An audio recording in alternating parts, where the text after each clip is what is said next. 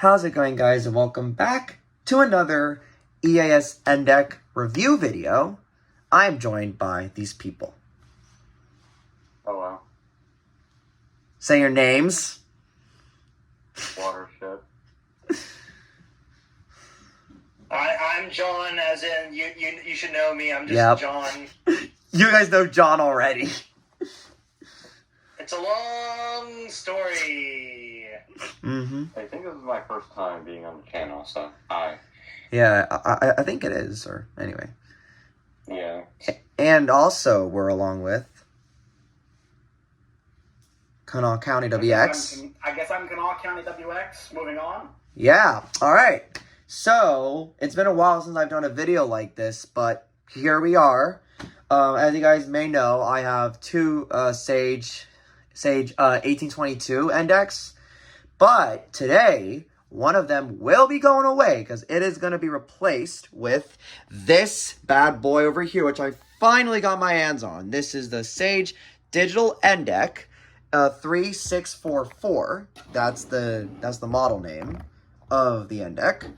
And I actually got this off of eBay for $500, which again is a steal for like this. The only issue is that it does not have the latest rev updates, so I have to purchase those separately.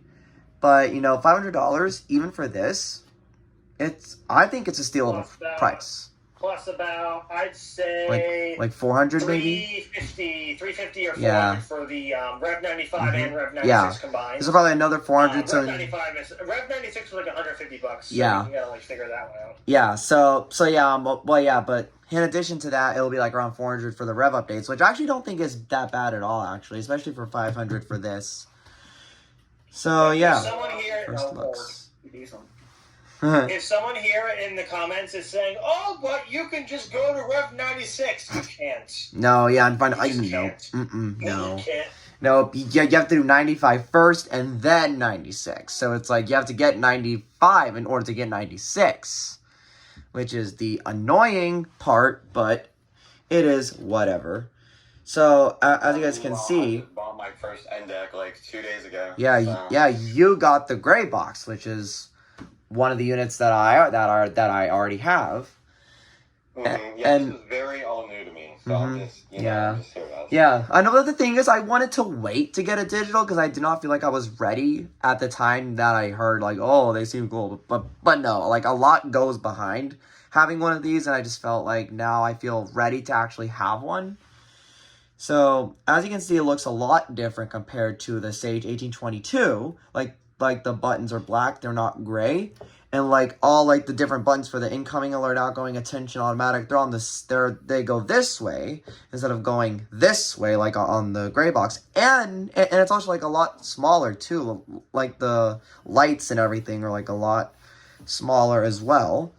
And then if you look to the back, which I will switch this over so you guys can see the back, there's a lot more components on this compared to what the gray box has. Like there's an LAN port, there's 2 USB ports, and then there's those can only be used for external printers. You can't use them to store alerts because everything's stored on the web server, right, which we can go into detail a little bit later. On top of that, you probably won't use this, Antonio, but if you look, there are 2 digital input ports there. There's an input and an output. Yes. And notice how there are only one of each, as in one input and one output, compared to the 2 inputs and outputs from XLR. Yes. Digital audio is a lot better. Oh, good Lord, that is an absolute not good thing. I just saw in my Sterling chat. Oh dear God. Oh, good grief. 6 to 8 inches of flowing water on the 28 Speedway, as I like to call it. That's not good. South of West. Oh my God, they shut down the Speedway. Oh my God, no more Mustangs going 120. Jeez. Antonio knows that joke. Yep. Yep. All right. Okay. So you were talking about like the digital audio, how like that's better than like the main audio and like main alert out. You were talking about that. Yeah, they're different because digital audio is a lot more common in radio applications, especially for like big stations. They'll use the digital. Now, obviously, compared to XLR, if you have digital, there's a lot more settings for it. Yeah. Sage has a whole article about digital audio, which is because it's a whole... It's a different beast, what I'm trying to say, because it's a lot more complicated, it's more complex. Yeah. Although I probably wouldn't use it, I would probably just still use the main audio in and main alert out. I'll probably just stick to using these ones here on the back. Does anyone who runs a station even use the AES audio or anything? Or I really don't know. Yeah, I mean, I can't answer that question myself. Okay. Because I know AES equipment is expensive because it's still contemporary. Yeah. Okay, and then also some other differences that the blue box has compared to the gray box is that instead of 15 volts, it is 19 volts to power this unit.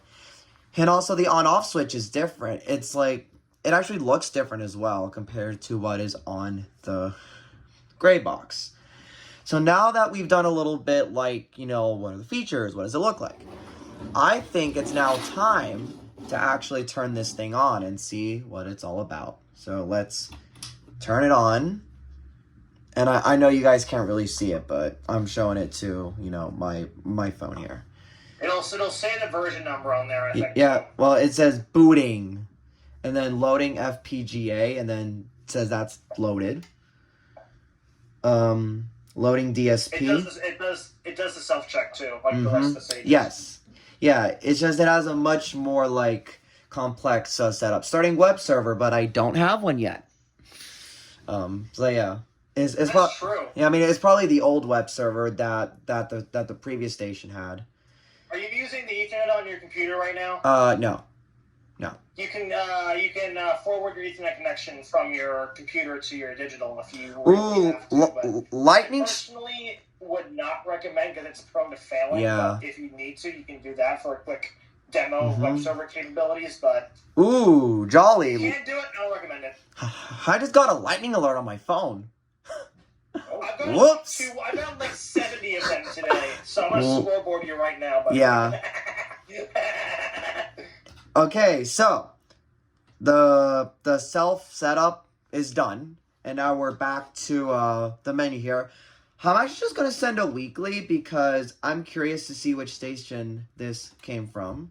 Now, obviously, you won't hear any sound because the terminal blocks are not set up yet, but it's sending the weekly, and it's. Where'd you get it from? Let's find out. I will give you information if I know it. Okay. A broadcast station cable system has issued required weekly test for East Lafayette, Louisiana and Lafayette, Louisiana, beginning at 5:17 p.m. ending at 6:17 p.m. KJCB. That's the station I got it from. KJCB? Yes. KJCB. That's the station that used this ENDEC before me. So you said KC? Yes, KCJB. Right. KCJB. That's the previous station. No, sorry. No, sorry. No, sorry, John. It's KJCB. KJCB. So KJCB. Hold on. KJCB. Hold on a second. I'm doing some off-camera research. Keep going. I'll come back to you in a minute. Okay, so KJCB is the station I got this from originally. While John's doing that, let's just change some things that are in here.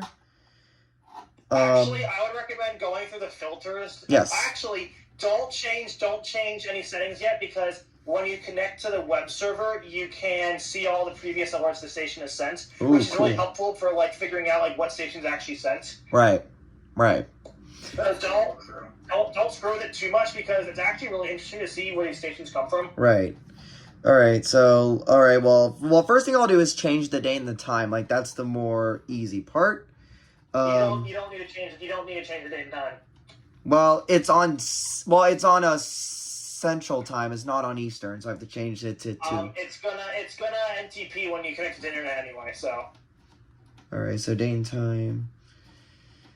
But yeah, it's currently on Central, not Eastern, so I have to make sure it's on Eastern. So 18. Okay. So there's that. Change the password. Yeah, I'm gonna change the password to the ones that I remember. because my other Sage has the same password that I'm putting in right now.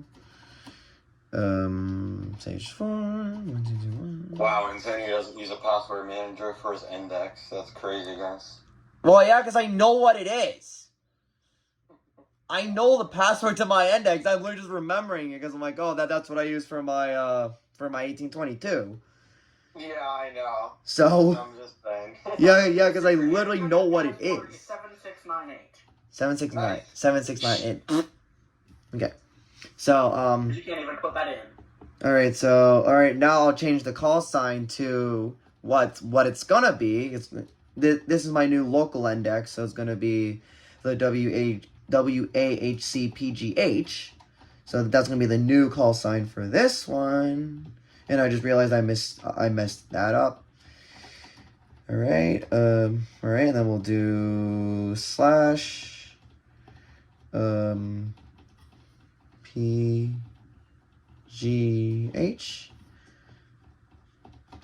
Done. All right, and then let's see. Yeah, I mean, some of these other things I'll do off camera. I'm just doing the basic ones on camera right now. Yeah, and then as John said, I'm gonna take a look at the filters to see what they have on here. So they have HEAN, Harm T, Watch 39, whatever the fuck that means.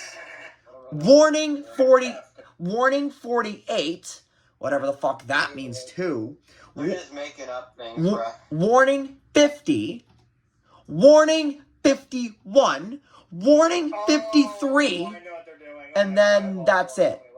I know what they're doing. What? They put the priority level in the filter name. Oh, that explains it. Because I'm like, why are there numbers? On the digital were swapped from how they were on the...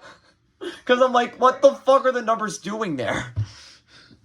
Jeez, okay. Alright, let's see. Timed RWT. Enable timed RWT. It's going to be fixed one. It's going to be fixed. I'm going to edit. Timed RWT is not enabled. Well, I thought I just enabled it. Oh. Antonio, I would highly recommend doing this once you get it connected to Okay. the internet. All right, so cool. You don't have to do all this suffering. All right, cool. All right, cool. So I'd recommend just skip the setup. Yeah. Because I actually want when you do this, don't change anything. I want to actually see that settings file when you get it. All right, cool. All right, well, I think I'm pretty much just going to end this video here, I guess. I mean, there's nothing else I really need to do on camera. You said it was from KJCB, right? Yes, KJCB was the previous station, yes. It was, it was actually a Christian radio station, from 2011 onward. It was... It was originally KYWH. KYWH. I don't know why it has. I don't actually know why it has Louisiana FIPS codes because it was mainly in Minnesota. This station's actually based in Minnesota now. Wait, but why did they have Lafayette, Louisiana? I don't know. Maybe someone did it dumb. Oh God! When you look at this thing, well, I mean, past alerts, do let us know. Yeah, well, I mean, now that I gotta see that crap, man. This is why I love the digital because it just has the most random stuff in it sometimes. Yeah. Well, now that I think about it, the seller for this ENDEC did come from Lafayette, Louisiana. Oh, you think they might have changed the county on it just like as a test? Or yeah, maybe. I mean, they did say it was untested. So, maybe they... That's probably why. Yeah, that's probably what... Yeah, probably. Ooh, another lightning alert. Oh, boy, but... Well, anyway, I am I mean, I found a couple of old CRS alerts on my dad's deck. Dang. Out of California, and then a bunch of cap audio, including 2 national tests. Dang, wow. Well, All right, well, I think with all of that being said, and doing most of the necessities on camera, I think that's going to be it for this video here. I have the correct date and time set, which is good. And yeah, guys, so that'll be it. Thank you guys for watching. Be sure to like, share, and subscribe. Ring that bell, as always. And once again, I was here along with... watershed? John. Yes, just John. Yeah, County WX, Xander. All right. And with that being said, we're going to wrap this video here, and we'll catch you guys in the next one.